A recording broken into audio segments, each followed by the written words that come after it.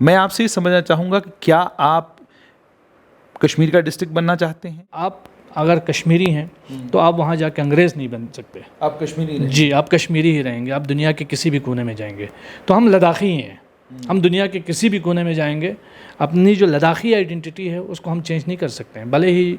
और ये एक माहौल बन रहा है पूरे देश में, अभी मज़हब का एक थोड़ा सा एक सिलसिला होता है, थोड़ा जोश आ जाता है, फिर ठंडा भी हो जाएगा, कोई बात नहीं। लेकिन मैं ये कहता हूँ कि हमारी आइडेंटिटी अपनी है। तो जम्मू कश्मीर लद्दाख मैं समझता हूँ ये एक जिस्म की तरह है। हिस्से करने से मुझे नहीं लगता है कोई फ़ायदा होगा। ये वक्ती जो जोश है उसमें लोग जज्बात की रोह में जो बह रहे हैं, देर या सवेर लोगों को होश आएगा। आदाब। जम्मू कश्मीर को लेकर पहली ऑल पार्टी मीटिंग 24 जून को जम्मू कश्मीर के रहनुमाओं के साथ नई दिल्ली में वज़ीर आज़म, वज़ीर दाखिला और उनके साथ में MOS PMO एक मुलाकात हो गई। उस मुलाकात के बाद ये तय हुआ कि 1 जुलाई 2021 मुलाकात की जाएगी उन तमाम लोगों से जो नई यूनियन टेरिटरी लद्दाख की बनी हैं। उस नई यूनियन टेरिटरी में 2 रीजन हैं, एक लेह और दूसरा करगिल। करगिल के रहनुमाओं से बात हुई और करगिल में एक करगिल डेमोक्रेटिक अलायंस बना है। उस करगिल डेमोक्रेटिक अलायंस का एक बड़ा अहम हिस्सा है इस्लामिया स्कूल। इस्लामिया स्कूल करगिल का सबसे ताकतवर स्कूल है, सबसे ताकतवर इंस्टीट्यूशन है। वहाँ सियासी तौर पर कौन किसकी तरफ जाएगा और आने वाले वक्तों में क्या कुछ होगा, बहुत हद तक इस्लामिया स्कूल से जुड़े हुए लोग उसका फ़ैसला करते हैं। मेरे साथ इस वक्त इस्लामिया स्कूल के ही नुमाइंदा सज्जाद करगिली हैं। सैयद साहब, बहुत बहुत शुक्रिया वक्त देने के लिए। जी, बहुत बहुत शुक्रिया आपका भी।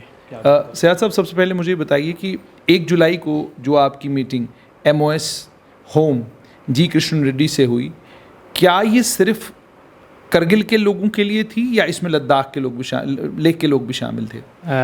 शुक्रिया आपका बहुत बहुत। ये जो मुलाकात हमारी थी कि एक लॉन्ग पेंडिंग ग्रीवेंसेस जो करगिल के लोग ख़ासकर जो रिजर्वेशन दिखा रहे थे after abrogation of article 370 and 35A 5 अगस्त 2019 से, तब से लेकर ये पहली मुलाकात जो करगिल के लीडर्स के साथ स्पेसिफिक MOS होम जी किशन रेड्डी जी ने बुलाई थी। तो चूँकि आपको मालूम है कि हमने जब कारगिल डेमोक्रेटिक अलायंस बनाई, जो कारगिल के तमाम सियासी और मजहबी रहनुमाओं की क़यादत में बनी, तमाम डिफरेंट स्टेक होल्डर्स हैं उसमें, यहाँ के सोशल और डिफरेंट वॉक्स ऑफ लाइफ के हमारे स्टेक होल्डर्स हैं। और उसमें ये तय हुआ कि जो भी हमसे बात करेगा हम उनसे बात करेंगे।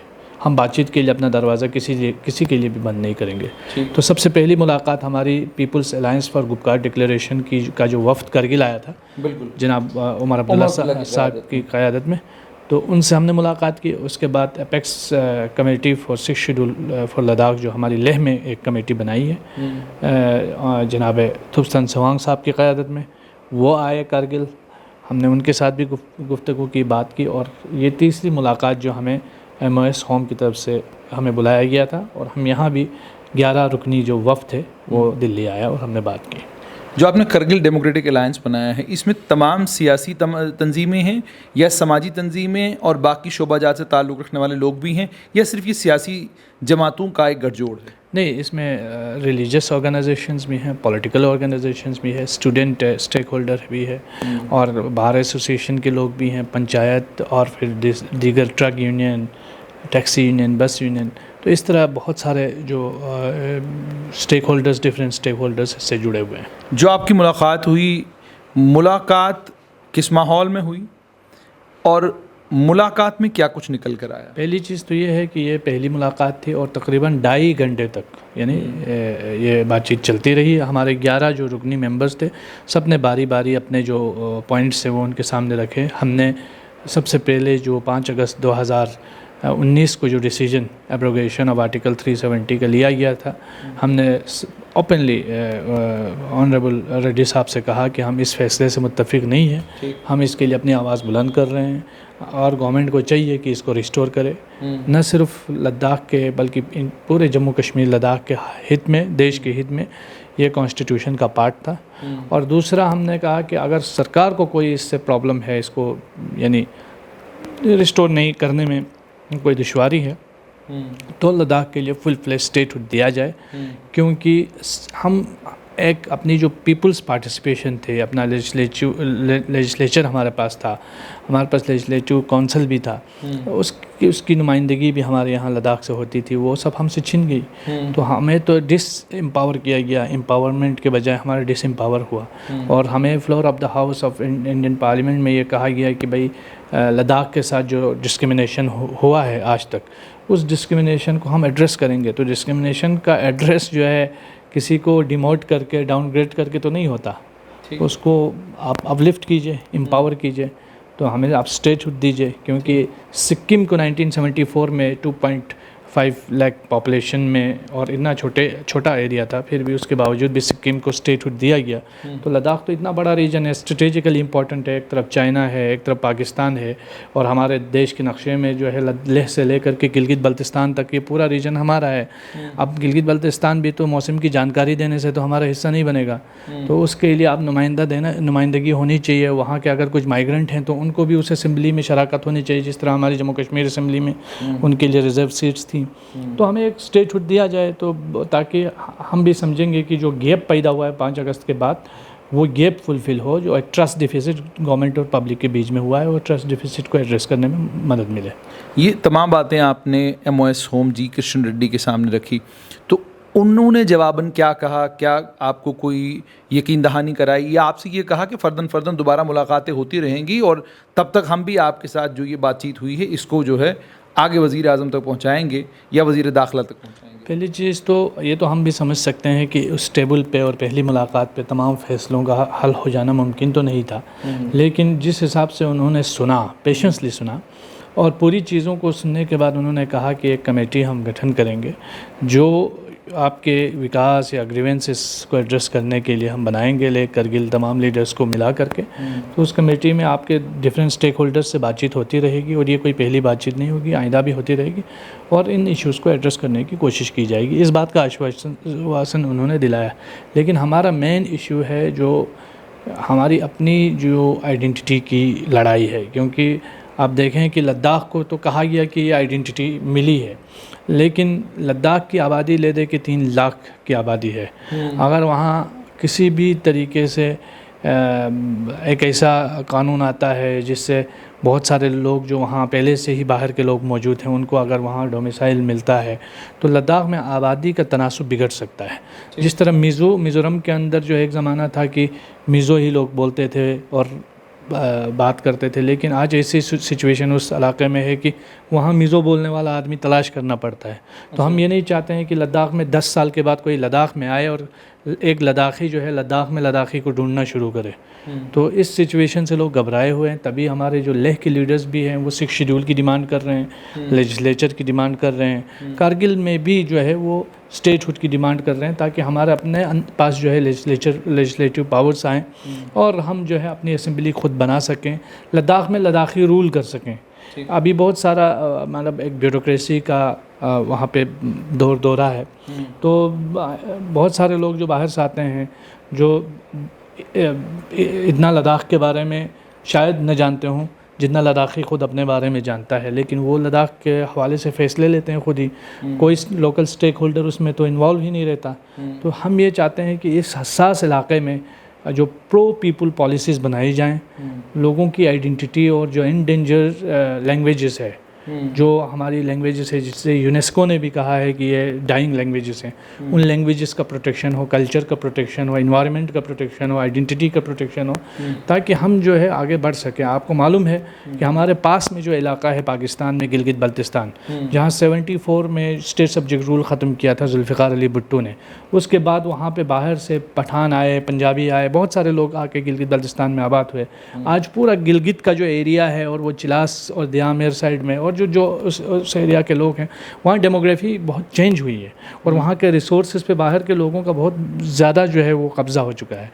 तो ये चीज़ लद्दाख में ना हो, इसलिए हम जो है ये डिमांड्स कर अच्छा, रहे हैं। मुझे बताएं कि होना तो ये चाहिए था कि आपकी मुलाकात जो है वज़ीर दाखिला से होनी चाहिए थी या सीधा वज़ीर आज़म से होनी चाहिए थी, लेकिन दोनों में से किसी से आपकी मुलाकात नहीं हुई। क्या इससे ये अख़ज़ किया जाए कि लद्दाख को वो अहमियत नहीं दी जा रही जो जिस अहमियत का लद्दाख हामिल है, या ये आप कहते हैं कि ठीक है ये शुरुआत है, उसके बाद हो सकता है दूसरे तीसरे मरहले में वज़ीर दाखिला से भी मुलाकात हो, वज़ीर आज़म से भी मुलाकात हो और आप उनके सामने भी ये तमाम बातें रखें, या इससे पहले आपको कोई मौका मिला है ये तमाम बातें उन दोनों के सामने रखने का? फ़िलहाल तक मैं ये कहूँगा जुनैद भाई कि हम पॉजिटिव हैं, नेगेटिव सोच के हमें नहीं चलना चाहिए। इसलिए मैं ये कहूँगा कि इन्होंने जो इनविटेशन दिया ये बहुत अपने आप में हमारे लिए रिकॉग्निशन है कि आप कारगिल के इतने दूर दराज इलाके के लोगों को भी रिकॉग्नाइज़ करते हैं, उनकी लीडरशिप को आप रिकॉग्नाइज़ करके बुला रहे हैं। लेकिन हम ये आइंदा तवक्का रखेंगे कि ये जो मुलाकातें हैं ये सिर्फ निशस्तन, खुर्दन और बर्खास्तन वाली मिसालें जो अक्सर और बेशतर जम्मू कश्मीर को लेकर होता है। जाएँ वहाँ पे फ़ोटो सेशन हो, चाय पिएँ, उसके बाद बिस्किट खाएं और वापस चले आएँ और बाहर प्रेस कॉन्फ्रेंस हो, ये चीज़ें बिल्कुल नहीं होनी चाहिए। हम ये तवक्का रखेंगे कि आइंदा हमारे ऑनरेबल होम मिनिस्टर साहब से भी मुलाकात हो, प्राइम मिनिस्टर साहब से भी मुलाकात हो, और जैसे कि मैं ख़ुद ने जे किशन रेड्डी जी से कहा कि हमारी लड़ाई भी आपसे है, शिकायतें भी आपसे है, मिल के भी आपके साथ चलना है, क्योंकि हम अपने आप को ये कहते हैं, मैंने ख़ुद ये बात वहाँ पे कही कि हम जो बॉर्डर एरियाज़ के लोग हैं, हम इस देश की कमज़ोरी नहीं बनना चाहते हैं, ताकत बनना चाहते हैं, और वो ताकत बनने के लिए हमें वो मौका दिया जाए। और जो ट्रस्ट डिफिसिट में बार बार कहता हूँ, जो इत्मीनान का फुकदान हुआ है, उसको एड्रेस किए जाने की ज़रूरत है। जैसे आपने कहा इत्मीनान का फुकदान हुआ है, आप लद्दाख के बारे में जब हम बात करते हैं मजमूई तौर पर, तो डिमांड तो यूनियन टेरिटरी की थी, वो तो आपकी डिमांड जो है वो फुलफ़िल हुई है। दूसरा, आप कहते हैं कि करगिल ने तो कभी यूनियन टेरिटरी मांगी ही नहीं, ये यूनियन टेरिटरी तो लद्दाख में लेह का पोर्शन मांगता था। लेह, मैं आपसे ये समझना चाहूँगा कि करगिल ने अगर ये मांग नहीं रखी तो एक सोच ये भी है जो वज़ीर आज़म और वज़ीर दाखिला के सामने गई है कि जी आप करगिल को जो है कश्मीर का हिस्सा बना दें, उसको कश्मीर के साथ जोड़ दें, कश्मीर का एक उसको डिस्ट्रिक्ट बना दें। मैं आपसे ये समझना चाहूँगा कि क्या आप कश्मीर का डिस्ट्रिक्ट बनना चाहते हैं, या आप लद्दाख के साथ 6 शेड्यूल में रहना चाहते हैं, या आप ये कह रहे हैं कि मुकम्मल करगिल और लद्दाख को स्टेटूट दे दीजिए, हालांकि इस पर आपके जो लेह के भाई हैं वो आपके साथ अभी तक जो है वो उनकी राय आपसे इसमें मिलती जुलती नहीं है। पहली चीज़ तो ये है कि हमने पार्टीशन बहुत बार पार्टीशन देखा है। हमारे यहाँ 65 में बॉर्डर्स बदले, हमारे यहाँ 71 में बॉर्डर्स बदले, और तकरीबन हज़ारों ख़ानदान सरहद के उस पार आज भी अपने ही रिश्तेदारों से मिलने के लिए तरस रहे हैं स्कर्दू में। इस दौरान आपने और हमने देखा कि हिंदुस्तान और पाकिस्तान के माबीन इवन बड़े संगीन हालात में भी ट्रेड होता रहा, डिवाइडेड फैमिलीज मिलते रहे, लेकिन करगिल और बल्तिस्तान के अंदर, लेह और बल्तिस्तान के, लद्दाख और बल्तिस्तान के अंदर पीसफुल माहौल होने के बावजूद भी यहाँ की जो डिवाइडेड फैमिलीज हैं वो न मिल पाए। तो हम इस डिवीज़न का जो है वो एक ज़ख्म एक अरसे से झेल रहे हैं। हम कभी नहीं चाहते हैं कि हम लेह से अलग हों, क्योंकि वो बिल्कुल हमारी अपनी आइडेंटिटी है। भले ही हमारा रिलीजन अलग हो सकता है किसी मायने में, लेकिन आप अमेरिका जा कर के अपना मज़हब चेंज कर सकते हो, आप हिंदू से मुसलमान बन सकते हो, मुसलमान से सिख बन सकते हो, सिख से ईसाई, यहूदी सब बन सकते हो, लेकिन आप अगर कश्मीरी हैं तो आप वहाँ जाके अंग्रेज़ नहीं बन सकते। आप कश्मीरी रहेंगे। जी, आप कश्मीरी ही रहेंगे। आप दुनिया के किसी भी कोने में जाएंगे तो हम लद्दाखी ही हैं, हम दुनिया के किसी भी कोने में जाएंगे, अपनी जो लद्दाखी आइडेंटिटी है उसको हम चेंज नहीं कर सकते हैं। भले ही, और ये एक माहौल बन रहा है पूरे देश में, अभी मज़हब का एक थोड़ा सा एक सिलसिला होता है, थोड़ा जोश आ जाता है, फिर ठंडा भी हो जाएगा, कोई बात नहीं। लेकिन मैं ये कहता हूँ कि हमारी आइडेंटिटी अपनी है। फिर आप देखेंगे कि हम लेह और करगिल में फ़र्क इसलिए है कि करगिल कश्मीर पे भी ज़्यादा डिपेंडेंट है। हमारा एजुकेशन, हमारी हेल्थ, हमारा ट्रेड, और इवन जम्मू में भी आप विंटर में पूरा लद्दाख जो है वो जम्मू में होता है, पूरा लेह करगिल दोनों वहीं पे होता है। पूरा भटिंडी का इलाका, ये सरवाल पूरा जो है वहाँ करगिली और लेह के लोग भरे रहते हैं। तो जम्मू कश्मीर लद्दाख मैं समझता हूँ ये एक जिस्म की तरह है, हिस्से करने से मुझे नहीं लगता है कोई फ़ायदा होगा। ये वक्ती जो जोश है उसमें लोग जज्बात की रोह में जो बह रहे हैं, देर या सवेर लोगों को होश आएगा। और क्या मैं इससे ही अखज़ करूं कि आप ये कहने की कोशिश कर रहे हैं कि स्टेटहुड भी हम उसकी डिमांड भी छोड़ने के लिए तैयार हैं, यूनियन टेरिटरी से भी हम दस्तबरदार होने के लिए तैयार हैं, आप जम्मू कश्मीर की स्टेटहुड को रिस्टोर करके हमको जम्मू कश्मीर का ही हिस्सा रखें, या आप अब ये मानते हैं कि ये लकीरें खिंच चुकी हैं, लकीरों के खिंचने के बाद अब लद्दाख को स्टेटहुड देने के अलावा दूसरा कोई रास्ता नहीं है इस पूरे इलाके के तमाम मसाइल को हल करने का? मैं ये समझता हूँ कि अगर पूरा लद्दाख को लेकर के जम्मू कश्मीर के साथ मिलाया जाए, जिस सिचुएशन में भी मिलाया जाए, तो हमें कोई इतराज़ नहीं है। ठीक। लेकिन सिर्फ करगिल को अलग करके, लेह को अलग करके, तो हम ये कहना चाहते हैं कि हमने एक मज़हब की बुनियाद पे तकसीम देखी है, मज़ीद वो तकसीम हमें बर्दाश्त नहीं है। और भले ही जितने इख्तलाफात हों लेह के अवाम के साथ, लेह के लीडर्स के साथ, लेकिन वो हमारे भाई हैं, हमारे अपने ही लोग हैं, तो देर या सवेर हमारे जो कॉमन इंटरेस्ट हमें जोड़ देंगे। और तीसरी अहम बात यह है कि फ़िलहाल ये रियलाइजेशन लेह में भी धीरे धीरे हो रही है कि ये जो यूनियन टेरिटरी का आइडिया है ये हमारे ग्रीवेंसेस को एड्रेस नहीं कर पा रहा है। एक मुलाकात में हमने तकरीबन आधा सफ़र तय किया है, हम कोशिश करेंगे 1-2 मुलाकात और लेह और करगिल के लीडर्स की हों और पूरा सफ़र हम तय करें। आर्टिकल 370 का जहाँ तक मसला है ये सब्जेक्टिव है कोर्ट में, सुप्रीम कोर्ट, और जब सुप्रीम कोर्ट का फैसला होगा तो मोदी साहब भी मानेंगे, अमित शाह साहब भी मानेंगे, तुफ्तान सवांग साहब भी मानेंगे, और सजाद करगिली भी उसको एक्सेप्ट करेगा, दिल से करेगा। तो जब तक सुप्रीम कोर्ट अपना फैसला नहीं सुनाता है तो ये जो कारवान हमारा चल रहा है उसमें हम लेह और करगिल को लेके चलना चाहते हैं, हम अपने आप को अलग अलग नहीं देखना चाहते। लेकिन सियासत थोड़ा सा अगर मतलब हकीकत पर मबनी एक बात करें, much water has flown down, reorganisation का जो कानून आया था उस रीऑर्गेनाइजेशन के एक्ट की मुकम्मल तौर पर इम्प्लीमेंटेशन हो चुकी है, तमाम कवानीन इम्प्लीमेंट किए जा चुके हैं, डीलिमिटेशन का आपका सिलसिला चल रहा है, और अभी तो सुनवाई भी सुप्रीम कोर्ट में शुरू नहीं हुई है। तो जब तक सुप्रीम कोर्ट में सुनवाई शुरू होगी मुझे लगता है तब तक डीलिमिटेशन मुकम्मल हो चुकी होगी और इंतखाबात की तैयारी होगी। तो शायद साहब हकीकत तो ये है कि 90 सीटों पर इंतखाबात हो चुके होंगे, उसके बाद मान लीजिए कोर्ट से कोई फैसला आता भी है, तो क्या आपको लगता है कि अदालत आलिया का कोई भी ऐसा फैसला 370 को लेकर अगर आता है जो जिस तरह का फैसला आप चाहते हैं, तो क्या इन तमाम चीज़ों को रिवर्स करना उस वक्त मुमकिन हो पाएगा? डीलिमिटेशन हो चुकी है, ये तमाम चीज़ें हो चुकी हैं, ये हक़ाइक़ जब कोर्ट के सामने रखे जाएंगे तो क्या आपको लगता है कि उसके बाद इन सब चीज़ों को रिवर्स किया जा सकता है? और दूसरी चीज़ ये, अगर लेह के लोग एक लंबे वक्त अरसे से यूटी मांग रहे थे और अब यूटी मिल चुकी है, तो उस यूटी में ही, चूँकि जैसे आपने कहा कि हम तो हैं तो लद्दाखी, चाहे जो मर्ज़ी वो कर लीजिए, तो अब उसमें जो भी, जैसे मान लीजिए आपकी लेजिस्लेचर की डिमांड है, आप चाहते हैं कि आपका लेजिस्लेचर हो, तो ये तमाम डिमांड्स तो रखी जा सकती हैं हुकूमत के सामने कि जी यूटी अगर है तो लेजिस्लेचर के साथ भी एक यूटी हो सकता है, आप लेजिस्लेचर दे दीजिए हमें, तो ये डिमांड्स भी तो रखी जा सकती हैं। इसको कैसे देखते हैं? पहले तो ये कि अगर सुप्रीम कोर्ट का फैसला आता है, दूसरा ये कि यूटी विद द लेजिस्लेचर अगर आपको मिल जाता है तो उस सिलसिले में आप क्या कहते हैं? और आपने एक सवाल का मेरे जवाब नहीं दिया कि कश्मीर में एक बात चल रही है कि जी आप करगिल को कश्मीर का एक डिस्ट्रिक्ट बना दें, तो क्या आप उसके लिए तैयार हैं? नहीं, हम करगिल की जो लीडरशिप, हमने साफ तौर पे कहा है कि विदाउट एनी सेफ गार्ड, यानी पर्टिकुलरली 370 के बगैर हम नहीं चाहेंगे कि हम लेह से अलग होकर कश्मीर का हिस्सा बने। ठीक, ये साफ़ है। दूसरी चीज़ ये है कि जहाँ तक आपने बात की हमारे इंटरनल जो डिमांड्स की, वो डिमांड्स भी अपनी जनवन डिमांड्स है और उस पर हम बात करेंगे और उस पर स्ट्रगल भी होगा। और आइंदा आने वाले दिनों में आप देखेंगे कि लेह और करगिल के, मुझे यकीन है इस बात का कि लेह और करगिल के जो लीडर्स हैं, ख़ासकर वो लोग जो थोड़ा पेन रखते हैं, जो थोड़ा सूझबूझ रखते हैं, वो ये प्रेफर करेंगे कि एक ही प्लेटफॉर्म पे आकर के लड़ें, एक दूसरे के का एहतराम रखते हुए, एक दूसरे की ग्रीवेंसेस और रिजर्वेशंस को मद्देनज़र रखते हुए। तीसरी बात यह है कि जहाँ तक सुप्रीम कोर्ट का ताल्लुक़ है, अब थोड़ी बहुत कमज़ोरी इसमें मैं ये कहूँगा आपके प्रोग्राम के माध्यम से, ये जम्मू कश्मीर लीडरशिप की भी रही है। जम्मू कश्मीर लीडरशिप इस वक्त एक रेस में लगी है कि कौन सेंटर को पहले खुश करेगा वाला। तो जब तक इस पॉलिटिकल हिपोक्रेसी से कश्मीरी लीडरशिप बाहर नहीं आएगी, मुझे नहीं लगता है कोई इसको सीरियसली लेगा।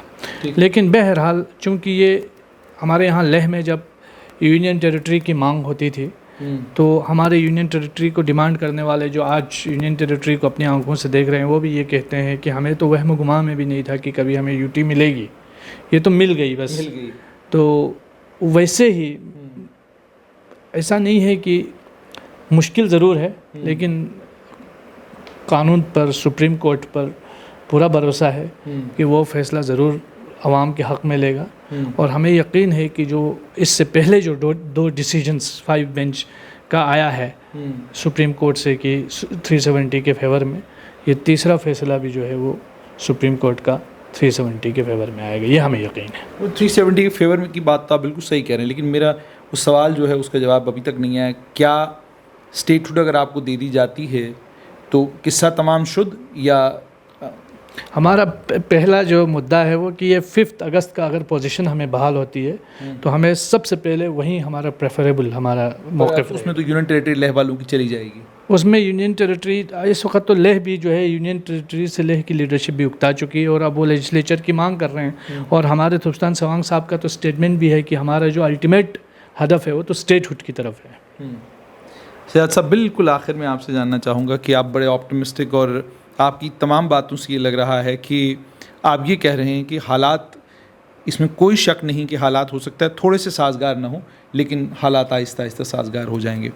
सयाद साहब, क्या ये ऑप्टिमिज़म इस वजह से है कि आपको मुलाकात के लिए यहाँ बुलाया गया, या ये ऑप्टिमिज़म इसलिए है कि आपको लगता है कि आईन और सुप्रीम कोर्ट और ये जो जितने भी इंस्टीट्यूशंस हैं हमारे मुल्क की, इंस्टीट्यूशंस ये इंश्योर करेंगे कि ना लद्दाख के लोगों की कोई ग्रीवेंस रहे, ना करगिल के लोगों की कोई ग्रीवेंस रहे, ना जम्मू कश्मीर के लोगों की कोई ग्रीवेंस रहे। और इसके साथ ही जुड़ता हुआ सवाल ये कि अभी यूनियन टेरिटरी बने हुए 1-1.5 साल ही हुआ है, तो क्या आपको नहीं लगता कि इस यूनियन टेरिटरी को भी थोड़ा वक्त दिया जाना चाहिए? ये कबल अज़ वक्त तो नहीं आपने एकदम से कह दिया कि जनाब यूनियन टेरिटरी का हमको कोई फ़ायदा ही नहीं हुआ, क्योंकि अभी तो ना वहाँ कोई आया तो ना कोई गया। सबसे पहले तो यूनियन टेरिटरी का अगर आप देखेंगे तो हमारे लेह में जो बीजेपी के तमाम काउंसलर्स और LHDC के हेड के समेत जो राजनिवास के बाहर धरना पूरे भारत ने देखा, और वहीं एक बहुत बड़ा सबूत था कि यूनियन टेरिटरी ग्रीवेंसेस को एड्रेस करने में नाकाम हुआ है। और दूसरी बात जो आप बता रहे हैं ऑप्टिमिज़म की, जहाँ तक बात है, तो ना ये ऑप्टिमिज़म गवर्नमेंट के बुलावे पे मैं ऑप्टिमिस्ट हूँ, ना ये ऑप्टिमिज़म जो है अपना एक शो ऑफ है, बल्कि मुझे यकीन है यहाँ के हमारे देश के संविधान पर, कॉन्स्टिट्यूशन पर, कि आपने देखा होगा कि मैंने अक्सर CAA प्रोटेस्ट में भी भागीदारी ली है। यहाँ फार्मर्स प्रोटेस्ट हुए, उसमें भी सिंगू बॉर्डर इधर उधर जा कर के हम अपना पूरा रोल प्ले करते हैं। तो ये हिम्मत, ये आपको बताएं, ये हौसला कौन देता है? सिर्फ एक ही चीज़ देती है, वो हमारे इस देश का संविधान है, कॉन्स्टिट्यूशन जो बाबा साहेब अम्बेडकर ने बनाया है। तो इस पर पूरा यकीन है। और हुकूमत जितनी भी मजबूत क्यों ना हो, जितनी भी ताकतवर क्यों ना हो, इस देश ने इमरजेंसी के हालात भी देखे, इस देश ने बहुत उतार चढ़ाव देखे, लेकिन आखिर में अगर इस देश के मजलूम को कोई हौसला और सहारा मिलता है तो वो इस देश के संविधान से मिलता है, और मुझे उस पर पूरा यकीन है। बनता तो नहीं था, मैंने इंट्रो ख़त्म करना था, लेकिन आपने कोई बात छेड़ दी तो एक सवाल पूछना बनता है। जो हुकूमत आपको सिंगू बॉर्डर पर भी देखती है, जो हुकूमत आपको CAA के प्रोटेस्ट में भी देखती है, जो हुकूमत आपको करगिल में मरकज़ी सरकार के ख़िलाफ़ मुजाहरे करते हुए भी देखती है, जो हुकूमत आपको 370 की मांग करते हुए भी देखती है, वही हुकूमत आपको टेबल पे बुलाती है। तो ये समझना चाहूँगा कि इस हुकूमत को लेकर परसेप्शन ज़्यादा ख़तरनाक है, या ये है कि ये हुकूमत भी उतनी ही डेमोक्रेटिक है जितनी बाकी हुकूमतें थी? नहीं, डेमोक्रेसी नहीं कहें, आप ये कहें कि पीपल्स रेजिस्टेंस, पीपल्स का आवाम का जो अवामी जो दबाव है वो बहुत मजबूत है। यही गवर्नमेंट होती है कि जो आप फार्मर्स को लाके टेबल पे बिठा के बातचीत भी करती है, शाहीन बाग की दादियों को ले जाके भी मुज़ाकरात करती हैं। ये बेसिकली, और ये इसी मुल्क में मुमकिन है। बिल्कुल, मतलब इस देश की खूबसूरती ये है कि यहाँ जमीयतुल उलमा हिंद और RSS एक प्लेटफॉर्म पे बैठ के बात भी कर सकते हैं, और यहाँ मतभेद, डाइवर्सिटी है, डाइवर्सिटी खूबसूरती है। एक बाग में अगर आप जाएंगे एक ही तर्ज का फूल होगा तो मुझे नहीं लगता है कि आपको वो बाग खूबसूरत लगेगा। मुख्तलिफ़ किस्म के फूल होंगे तो उसे, और कांटे भी होंगे, तभी बाग खूबसूरत भी लगता है, फूल भी खूबसूरत लगते हैं। बहुत बहुत शुक्रिया। तो आपने करगिल के लोग लद्दाख को यूनियन टेरिटरी मिलने के बाद क्या कह रहे हैं। आप साफ तौर पर सुन लिया है, सज्जाद करगिली से बहुत ताकतवर इंस्टीट्यूशन है इस्लामिया स्कूल करगिल में। बहुत सारे लोग सोचेंगे जी एक स्कूल है, एक स्कूल नहीं है कि बहुत बड़ा इंस्टीट्यूशन है, जिस इंस्टीट्यूशन ने सियासी समाजी हर किस्म की क़यादत जो है वो करगिल को हर वक्त हर दौर में दी है। और करगिल के लोगों का करगिल की जंग में जो रोल है उसे तारीख़ कलमबंद कर चुकी है। तारीख़ कह चुकी है कि करगिल के लोगों ने इस मुल्क के लिए अपने खून का जहाँ त्याग देना पड़ा वो भी दिया, जहाँ जान देनी पड़ी वहाँ जान भी दी, और जहाँ मुल्क के लिए खड़ा होना पड़ा वहाँ मुल्क के लिए खड़े भी हुए और पाकिस्तान को नाकू चने चबा दी। ये सब कुछ करगिल के लोगों ने साबित कर दिया है। और आपने करगिल के लोगों के बारे में बहुत सारी कहानियाँ सुनी होंगी, लेकिन आज करगिल के लोग ये कहते हैं कि हमें ये महसूस होता है कि 5 अगस्त 2019 को जो हुआ वो सही नहीं था। पहले तो या तो वो ही रिवर्स हो जाए सुप्रीम कोर्ट के ज़रिए, अगर वो नहीं हो पाता तो हमारी मांग ये है कि स्टेटहुड दिया जाए। और सबसे खूबसूरत और कीमती बात, आज के इस दौर में, जिस दौर में मजहबी नफ़रतें इतनी बढ़ गई हैं कि हम एक दूसरे के साथ बात करना भी मुनासिब नहीं समझते, वहीं सज्जाद करगिली कितनी खूबसूरत बात ये कहते हैं कि हमारे इख्तिलाफ़ात हो सकते हैं, हमारे बीच में सियासी इख्तिलाफ़ात हो सकते हैं, मजहबी इख्तिलाफ़ात हो सकते हैं, लेकिन जब हम लद्दाख की बात करते हैं तो वो एक रेस कि हम एक ही ज़मीन से जुड़े हुए हैं, एक ही तरह के लोग हैं, मज़हब हमारे बिल्कुल अलग अलग हैं, लेकिन हम हैं तो लद्दाखी। वो हमें जोड़ के रखता है। आज नहीं तो कल हमने मिलकर लद्दाख की स्टेटहुड के लिए लड़ाई लड़नी है। लद्दाख लेजिस्लेचर मांग रहा है, लद्दाख बहुत कुछ मांग रहा है, पर लद्दाख ये कह रहा है कि मुझे बहुत फ़ख्र महसूस होता है कि मैं दुनिया के एक बहुत बड़े डेमोक्रेटिक मुल्क का हिस्सा हूँ, और इस हिस्से में मैं ये चाहता हूँ कि मेरी आवाज़ को सुना जाए और सुनकर मेरे इश्यूज़ को रिड्रेस किया जाए। मैं मुतमईन हूँ, अगरचे ख़राब है माहौल, ख़िज़ां के बाद का मौसम बहार होता है।